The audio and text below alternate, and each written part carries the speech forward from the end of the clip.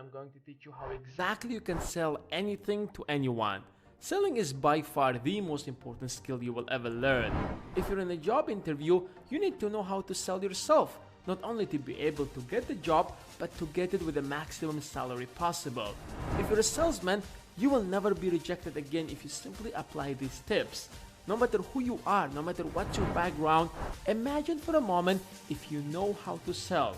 All what you need to do is to come up with a product or service and start selling it. And it's only a matter of time before you will be filled with cash. What made this guy so different than the rest of the entrepreneurs is probably because he knew how to sell a $1,000 product that only takes $120 to build. Fortunately, there is science behind all of this. There is science why people buy from one person and ignore the other. And here in this video, I'm going to share with you 5 scientifically proven ways that you can use to sell anything to anyone. The thing I want to talk to you is the rule of authority. We are more likely to follow a request if it's coming from an expert. Since we're so lazy to think about everything, we have came to certain conclusions, such as if it's coming from a credible source, then it must be reliable regardless of how ridiculous it might sound.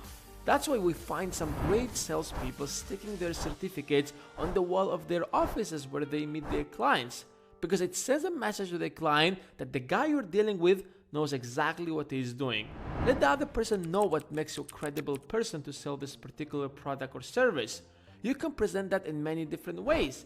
If you're selling a medical product, for example, don't forget to mention that you're a doctor with 15 years of experience in this field. Indirect signals could also have a significant impact, like the title before your name or the clothes that you're wearing. I did the same thing in the beginning of this video when I told you that I'm going to share with you scientifically proven ways.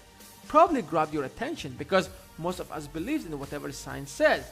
In fact, science says that people will more likely believe in what you say simply by stating science says.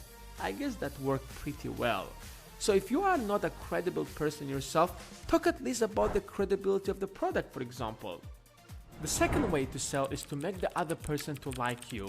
I'm sure that you have came across someone who tried to sell you something in the streets and you probably rejected him without a second thought. Now imagine if that person is your friend. It gets hard to reject him, right? We might even feel guilty for not buying from him. So why not use this trick with every person you are trying to sell something? Before jumping into business, make the other person like you. But what are the factors that cause one person to like another person? Well, there are many factors that's involved here, but in general, we like people who are similar to us, people who pay us compliments, and those who work with us for mutual goals. Instead of starting talking about all the benefits of your product first, why don't you have a small talk to find some similarities between you? Maybe both of you watch soccer. Perhaps both of you support the same team.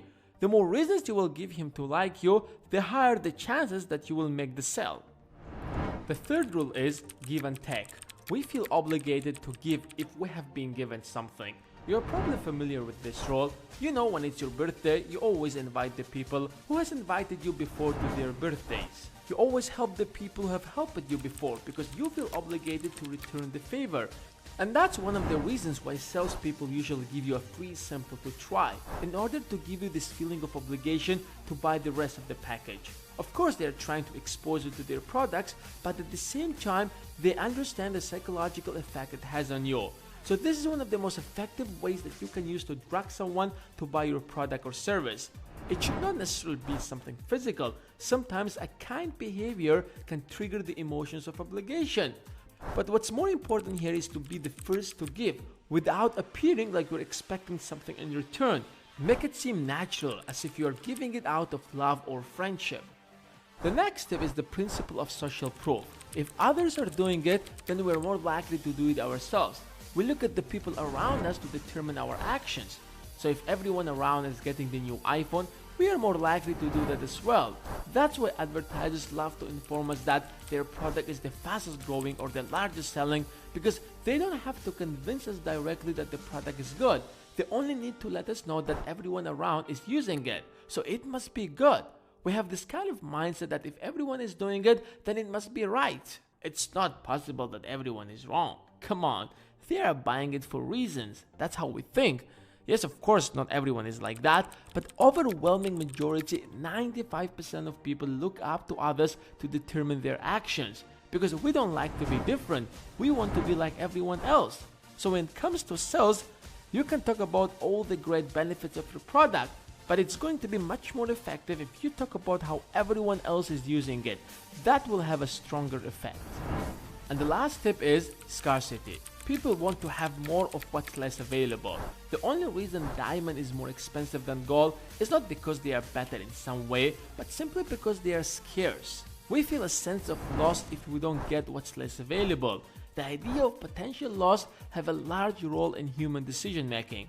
In fact, people seem to be more motivated by the thought of losing something than by the thought of gaining something of equal value. For example, it's easier to convince people to go to the gym by stating what they might lose if they don't go to the gym than by what they might gain. Because you don't want to lose that good health that you already have. You're probably familiar with the limited number tactic, when a customer is informed that a certain product is in short supply, that if you don't get it now, you will have to wait for another 6 months for the next stock to arrive. Or the deadline tactic, where the products are only sold during a particular period of time. The point is that making your customer feel that he will lose something if he doesn't acquire your product or service can significantly push him to make the purchase. These principles and strategies are actually taken from the book Influenced by Robert Cialdini. Each of these principles can be backed by a well-done research and experiment. You can check them out in the book. I have left an affiliate link of the book in the description of this video if you are considering to get the book. Anyways, hope you guys enjoyed this video and most importantly benefited.